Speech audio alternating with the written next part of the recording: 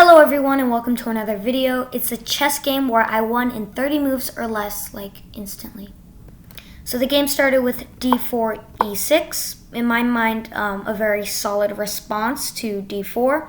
Sometimes I also go for a Slav setup, like I delay playing e6. For example, I played d5, c6, and then bishop f4, e6.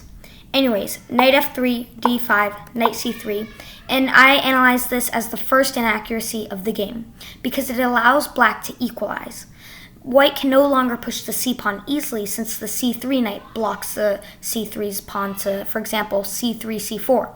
So we have knight f6, bishop g5, and c5. An alternative was bishop e7, e3, and castles. Anyways, we have e3.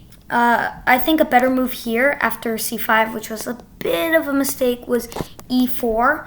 And after d takes e4, knight takes e4, c takes d4, bishop e5, check, bishop d7. White does gain their ever so slight lead back. Anyways, knight c6 was played, bishop b5, bishop d7, castles a6. This forces an exchange on c6 because if the bishop retreats to a4, for example, like they did in the game, the black gets a space advantage and can even win the bishop.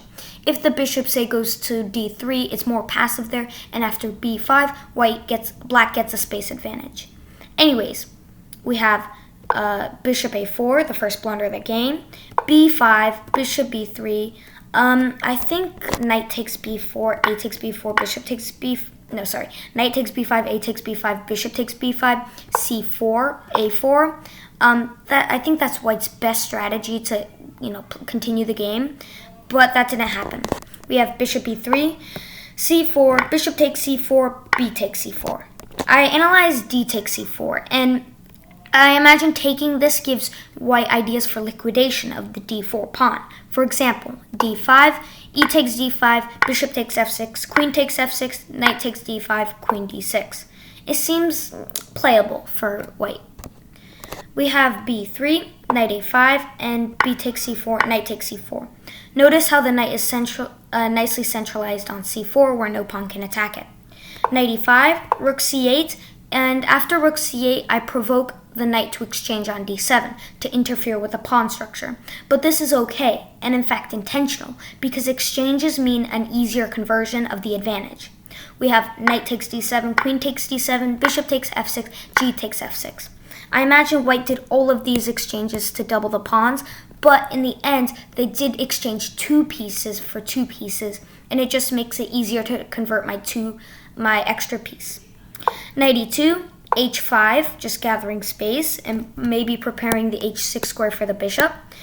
h4, bishop g7, and then g3. Now I have the e5 square supported several times. e5, d takes e5, f takes e5, and c3. We have f5 gathering space on the king side, rook b1, and and then rook f8, and then queen b3.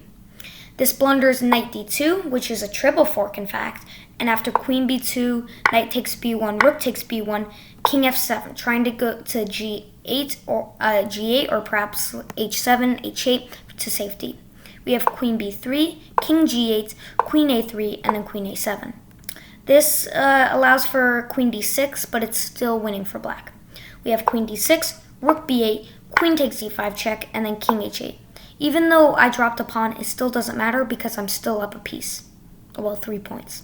We have rook d1, queen c7, preparing rook d8, which forces either the loss of the queen or the loss of the rook. And after c4, rook b d8, White resigns because either the queen or the rook is lost.